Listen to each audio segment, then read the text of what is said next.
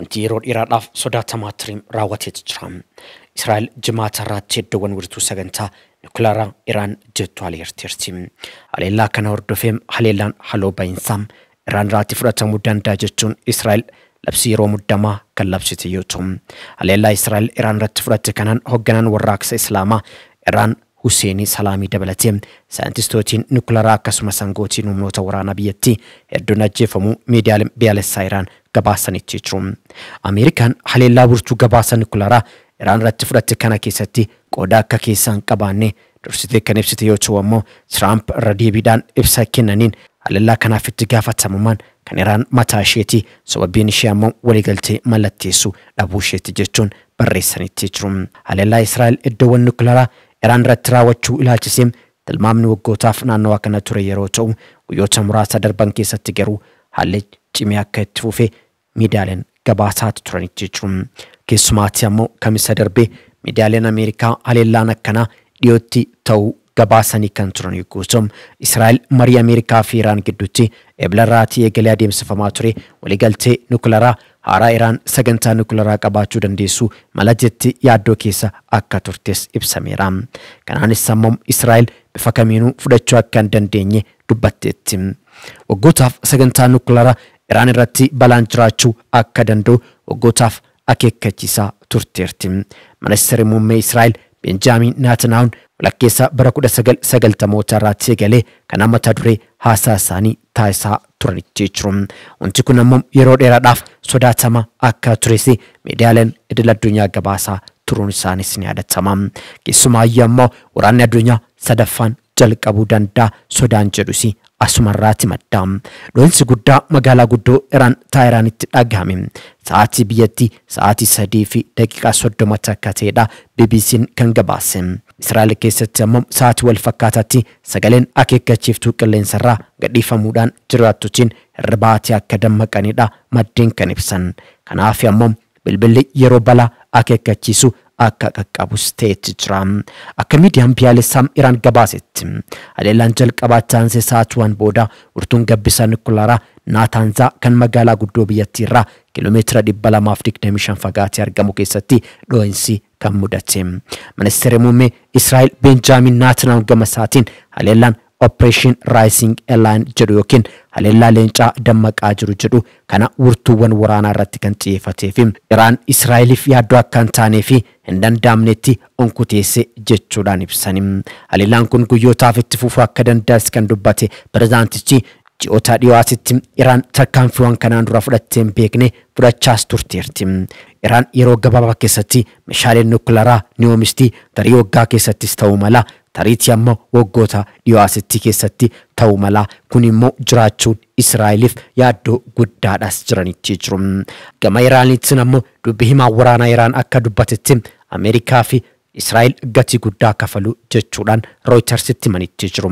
Dubbi himaan waraanaa Iraan Abul Fazil Shakrich gama isaaniitti humni waraanaa keenya haleellaa kanaaf deebii ni kennaa jiranitti jiru.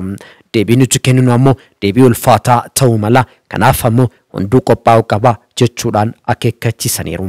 Ministeerri ajala Ameerikaadhaa Marco Rubio haleellaa kanaaf Ameerikaan deeggarsa akka hin goonee fi akka harka keessaa hin qabne dubbatanii jiru. Iraan ejjennoo sagantaa gabbisa nukleeraa hojiiwwan siviiliitiif qofa akka oolu dubbachaa turteerti. Gabbisni nukleeraa ishee kunis bakka baay'ee kan jiru yoo ta'u, muraasni isaanii haleellaa Israa'eliin kanneen rukutamanidha. Iraan gabbisa nukleeraa ishee hojiilee siviiliitiif oolan hojjetuuti malee biyyootni hedduun ejensii anniisaa atoomikii idil addunyaas ta'ee dhaabbileen hedduun yaada ishee hojiilee siviiliitiif qofa oolchuu akka hin amanne maddeen gabaasaa turanitti jiru. Gabaasni ejensii anniisaa atoomikii idil addunyaa dhiyeenya kana baasee akka ibsutti Iraan yuuraaniyeemii harka 60 ta'u qulqulleessitee humna meeshaa waraanaa boombii nukleeraa 9 oomishuu dandeesseeti jirti. Haleellaan Israa'el kanaatiin ammoo hooggantootni hidhattoota biyyattii Muhammad Birged ittaanaa ajajaa raayyaa ittisa Iraan Golondiin Raashidii fi saayintistootiin hedduun ajjeefamaniiru. Haleellaa kanaan guyyaa tokkotti duratti Salmaan Iraan haala uumamu kamiifuu qophii guutuu qabdiis jechuun isaanii ni yaadatama. Diinotiin keenya akkuma warra Filisxeem kan humna isaanii irraa ittisuun qabnee fi cunqursaan Israa'el jala jiran lolanitti Iraaniinis lolla jedhanii yaaduun nuti warra waraanaa qoramee fi muuxannootti qabnudha jechuun dubbachuun isaanii ni yaadatama. Saalmiin garee warraaqsaa kan damee humna waraanaa Iraan isa cimaa ta'e kana keessa seenan bara 1980 yeroo Iraanii fi Iraaq lolarra turanitti yogguu ta'u bara 2009tti ittaanaa hoogganaa garee kanaa ta'anitti muudaman. Waggoota 10 booda ammoo ajajaa garichaa kan ta'an yogguu ta'u erga bara 2000tti garuu sababa sagantaa gabbisa nukleeraa Iraan keessatti hirmaannaa qabu jedhaniin kaawunsilii nageenya dhaabbata mootummoota gamtoomanii fi Ameerikaa irraa qoqqobbiin irra kaa'amee ture. Saalmiin humna waraanaa Iraan sadarkaa olaanaadhaan nama guddisan yogguu ta'u yeroo wayittiinumaa humna waraanaa biyyattii hanga humna waraanaa ijoo addunyaa kana ta'utti dhiyaate akka tures kan himamudha. Ajajaan kun Israa'elii fi Ameerikaa waliin gama waraanaa dubbii keessa seenuu akka gaariitti ilaalu. Haleellaa Israa'elii fi wurtuuwwan Iraan Sooriyaa keessa jiran irratti bara 2019 raawwate booda Saalmiiniin humna Israa'el kaartaa siyaasaa keessaa dhabamsiisna jechuudhaan dubbachuun isaanis ni yaadatama. Eegdochiin warraaqsaa Iraan geggeessitoota amantaa Iraan waggoota 40 dura humna eegduu warraaqsa Islaamaa kan ijaarame yogguu ta'u ijaarsi kun ammoo sirna Islaamummaa tiksuu fi warra isaan yaaddoo qaban ofirraa qolachuuf kan kaayeffatedha. Loltoota lafoo galaanarraa fi qilleensa 190 caalan kan qabu yogguu ta'u humni kun waraana biyyattii keessatti humna cimaa fi sodaatamaa ta'edha. Humni waraanaa Iraan daangaa Iraan tiksuu irratti yoo xiyyeeffatu eegdonni warraaqsaa immoo sirna biyyattii tiksuu irratti xiyyeeffatu. Humni eegduu warraaqsa Iraan kun itti gaafatamummaan isaa kallattiidhaan bulchiinsa olaanaa biyyattiif yoo ta'u dhaabbilee biyyattii keessa jiran birootiin hin to'atamu.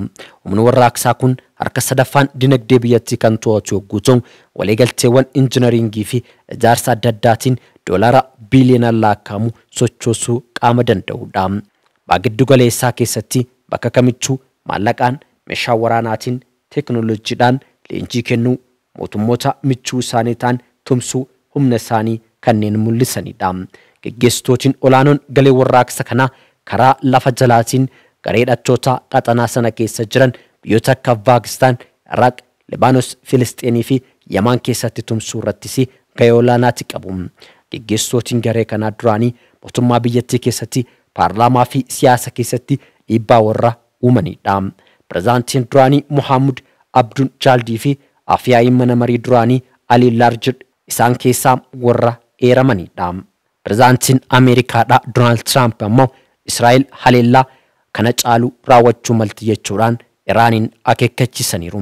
Pireezidaantiin Ameerikaa Doonaald Tiraamp haleellaa cimaa nukleeraa fi buufataalee waraanaa irratti erga raawwatame booda Israa'el ammas haleellaa caalaa hamaati raawwachuu malti jechuun Iraan akka akeekkachiisanidha Reuters kan gabaase.